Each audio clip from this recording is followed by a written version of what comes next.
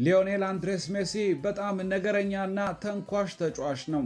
እሱ ያደርጋችኋል ብላችሁ ማታስቡትን ጸያፍ ነገር ሲናገር በተደጋጋሚ ሰምቻለሁ።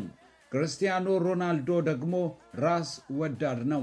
ይህንን የሚለው የቀድሞ የሊቨርፑልና ሪያል ማድሪድ ግብ ጠባቂ ጀርዚ ዱዴክ ነው።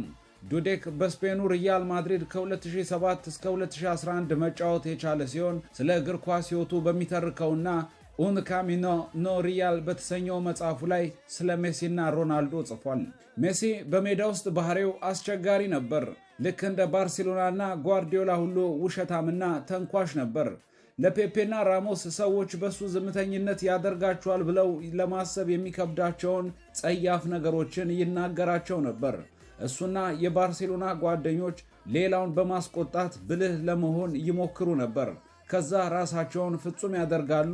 ጆዜ ሞሪኖና ቡድኑን የጎዳውም ይህ ተግባራቸው ነበር ይላል። ዱዴክ አላበቃም። ስለ ክርስቲያኖ ሮናልዶ ሲናገር ክርስቲያኖ ሮናልዶ ትዕቢተኛና ራስ ወዳድ ነው፣ ግን ቀረብ ብለው ካዩት እውነተኛ ሰው ነው። ሰዎች እንዳረዳዳቸው ነው። ሮናልዶ ተፎካካሪና አሸናፊ ነው።